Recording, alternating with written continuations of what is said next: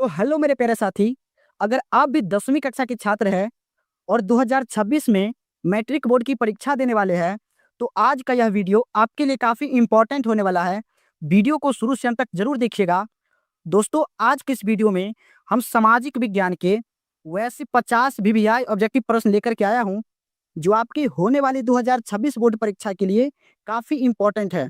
तो दोस्तों, मैं उम्मीद करता हूँ कि इस वीडियो के माध्यम से हम जितने भी सामाजिक विज्ञान के ऑब्जेक्टिव प्रश्न को बताऊंगा, उन्हें आप शुरू से देखिएगा और बनाने का प्रयास कीजिएगा। और दोस्तों, सारे क्वेश्चन करने के बाद अंत में इस वीडियो के कमेंट बॉक्स में जरूर लिखकर बताइएगा कि यह 50 ऑब्जेक्टिव प्रश्न में से आप लोगों ने खुद से कितना प्रश्न को सही किया। तो चलिए दोस्तों, अगर वीडियो आपको अच्छा लगे तो एक लाइक जरूर कीजिएगा, और अगर आप चैनल पे नए हैं तो चैनल को जरूर सब्सक्राइब कर दीजिएगा। तो चलिए दोस्तों, बिना देरी किए हुए हम लोग शुरू करते हैं। तो चलिए दोस्तों, आज का पहला क्वेश्चन है, बिहार में पंचायती राज व्यवस्था का कार्यकाल है। बताइए कि बिहार में पंचायती राज व्यवस्था का कार्यकाल कितने दिनों का होता है? तो 5 वर्ष का होता है। यानी इसका सही जवाब ऑप्शन नंबर बी है। और दोस्तों, किसी भी क्वेश्चन का आंसर अगर आप लोग को पहले से पता होगा तो आप लोग हमसे पहले कमेंट बॉक्स में बताते चलिएगा। चलिए, अगला सवाल है क्वेश्चन नंबर 2 कि जनता दल यूनाइटेड पार्टी का गठन कब हुआ? बताइए कि जनता दल यूनाइटेड पार्टी का गठन कब हुआ? तो 2003 ईस्वी में। यानी इसका सही जवाब ऑप्शन नंबर डी है। चलिए, अगला सवाल है क्वेश्चन नंबर 3 कि फूट डालो और राज करो की नीति किसने अपनाई? बताइए कि फूट डालो और राज करो की नीति किसने अपनाई थी? तो अंग्रेजों ने। यानी इसका सही जवाब ऑप्शन नंबर ए है। दोस्तों, सारे के सारे वीवीआई प्रश्न हैं, तो आप लोग याद करते चलिएगा। चलिए, अगला सवाल है क्वेश्चन नंबर 4 कि मनुष्य के आर्थिक जीवन में सबसे महत्वपूर्ण क्या है? बताइए कि मनुष्य के आर्थिक जीवन में सबसे महत्वपूर्ण क्या है? तो सबसे महत्वपूर्ण जो है वह मुद्रा है। यानी इसका सही जवाब ऑप्शन नंबर बी है। चलिए, अगला सवाल है क्वेश्चन नंबर 4 कि भारत का केंद्रीय बैंक कौन है? बताइए कि भारत का केंद्रीय बैंक कौन है? अगर आप लोग को पता है तो आप लोग हमसे पहले बताइएगा। बताइए, भारत का केंद्रीय बैंक कौन है? तो भारत का जो केंद्रीय बैंक है वह रिजर्व बैंक ऑफ इंडिया है। यानी इसका सही जवाब ऑप्शन नंबर डी है।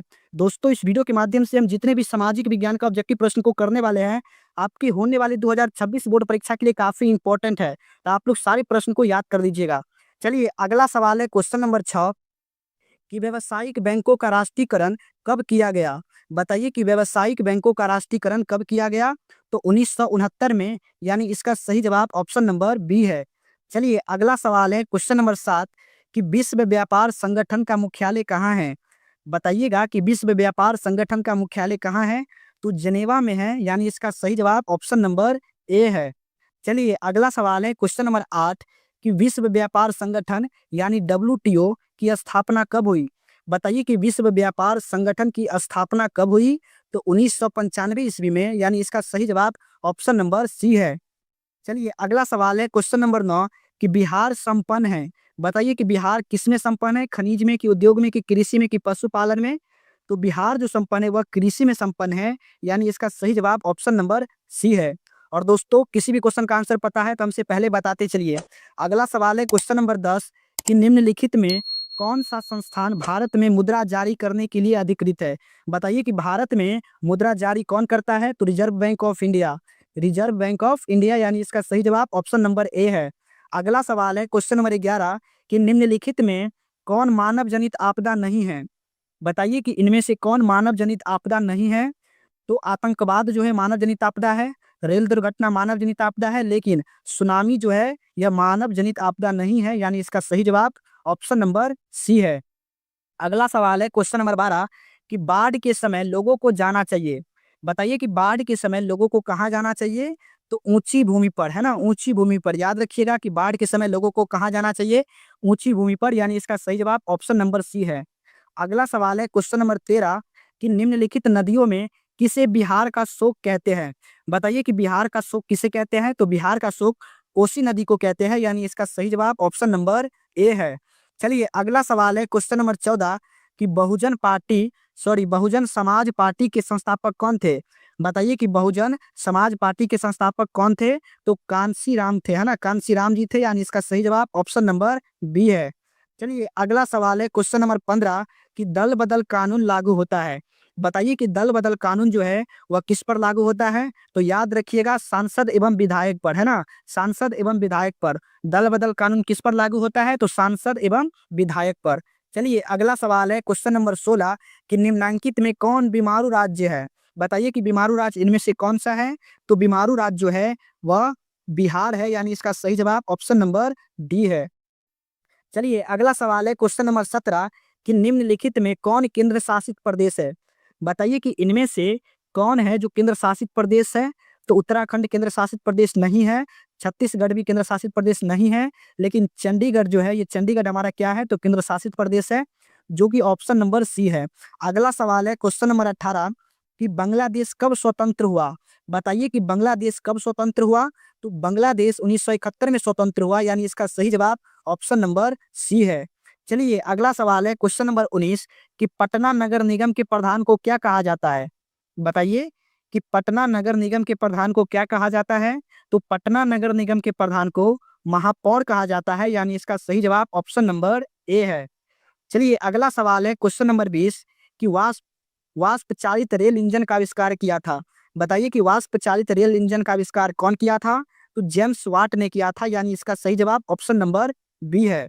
दोस्तों काफी वीवीआई प्रश्न है, तो आप लोग अच्छे से याद कर लीजिएगा कि वाष्प चालित रेल इंजन का आविष्कार किसने किया था? तो जेम्स वाट ने। अगला सवाल है क्वेश्चन नंबर 21 कि बोल्शेविक क्रांति कब हुई? बताइए कि बोल्शेविक क्रांति कब हुई? तो बोल्शेविक क्रांति नवंबर 1917 में हुई थी, यानी इसका सही जवाब ऑप्शन नंबर बी है। चलिए अगला सवाल है क्वेश्चन नंबर 22 कि मार्टिन लूथर कौन थे? बताइए कि मार्टिन लूथर जो थे वह कौन थे? तो मार्टिन लूथर धर्म सुधारक थे, यानी इसका सही जवाब ऑप्शन नंबर सी है।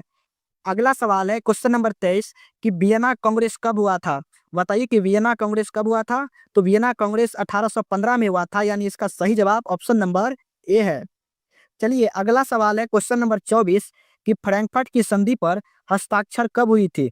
बताइए कि फ्रैंकफर्ट की संधि पर हस्ताक्षर कब हुई थी? तो 1871 में। याद रखिएगा कि फ्रैंकफर्ट की संधि पर हस्ताक्षर जो हुई थी वह 1871 ईस्वी में हुई थी। अगला सवाल है क्वेश्चन नंबर 25 कि कार्ल मार्क्स का जन्म कहाँ हुआ था? बताइए कि कार्ल मार्क्स का जन्म कहाँ हुआ था? तो जर्मनी में हुआ था, यानी इसका सही जवाब ऑप्शन नंबर ए है। तो दोस्तों इस वीडियो के माध्यम से अभी तक हम लोग 25 प्रश्न को कर लिए हैं। तो आप लोग बताइए कि यह 25 ऑब्जेक्टिव प्रश्न में से अभी तक आप लोग कितना प्रश्न को सही कर पाए? आप लोग बताइए कि यह 25 ऑब्जेक्टिव प्रश्न में से आप लोग कितना का आंसर खुद से दे पाए? और दोस्तों अगर वीडियो आप लोग लाइक नहीं किए हैं तो एक लाइक कर दीजिए। चलिए अगला सवाल है क्वेश्चन नंबर 26 कि दास कैपिटल का प्रकाशन किस वर्ष हुआ था? बताइए कि दास कैपिटल का प्रकाशन किस वर्ष हुआ था? तो 1867 ईस्वी में। याद रखिएगा 1867 ईस्वी में। अगला सवाल है क्वेश्चन नंबर 27 कि तारापुर परमाणु ऊर्जा केंद्र है। बताइए कि तारापुर परमाणु ऊर्जा केंद्र कहाँ है? तो महाराष्ट्र में है, यानी इसका सही जवाब ऑप्शन नंबर डी है। चलिए अगला सवाल है क्वेश्चन नंबर 28 कि किस राज्य में वनों का सबसे अधिक विस्तार है? बताइए कि किस राज्य में वनों का सबसे अधिक विस्तार है? तो मध्य प्रदेश में जो है वो वनों का सबसे अधिक विस्तार है, यानी इसका सही जवाब ऑप्शन नंबर ए है। चलिए अगला सवाल है क्वेश्चन नंबर 29 कि रेल वर्कशॉप स्थित है। बताइए कि रेल वर्कशॉप स्थित कहाँ है? तो जमालपुर में। याद रखिएगा कि रेल वर्कशॉप कहाँ स्थित है? तो जमालपुर में। चलिए अगला सवाल है क्वेश्चन नंबर 30 कि विश्वव्यापी आर्थिक संकट किस वर्ष आरंभ हुआ था? बताइए कि विश्वव्यापी आर्थिक संकट यानी आर्थिक संकट किस वर्ष आया था? तो 1929 में, यानी इसका सही जवाब ऑप्शन नंबर सी है। चलिए अगला सवाल है क्वेश्चन नंबर 31 कि राष्ट्रीय स्वयंसेवक संघ की स्थापना कब हुई? बताइए कि राष्ट्रीय स्वयंसेवक संघ की स्थापना कब हुई? तो 1925 ईस्वी में। याद रखिएगा इसका सही जवाब ऑप्शन नंबर बी है। ऑप्शन नंबर बी है। राष्ट्रीय स्वयंसेवक की स्थापना कब हुई थी? 1925 ईस्वी में। अगला सवाल हो जाएगा क्वेश्चन नंबर 32 कि भारतीय राष्ट्रीय कांग्रेस के पहले अध्यक्ष कौन थे? बताइए कि भारतीय राष्ट्रीय कांग्रेस के पहले अध्यक्ष कौन थे? तो व्योमेश चंद्र बनर्जी। याद रखिएगा व्योमेश चंद्र बनर्जी जी थे। चलिए अगला सवाल है क्वेश्चन नंबर 33 कि सिपाही विद्रोह कब हुआ था?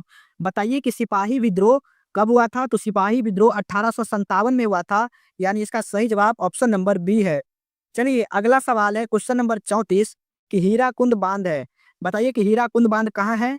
तो हीराकुंड बांध जो है वह ओडिशा में है, यानी इसका सही जवाब ऑप्शन नंबर डी है। चलिए अगला सवाल है क्वेश्चन नंबर 35 कि सुंदरबन है, बताइए सुंदरबन कहाँ है?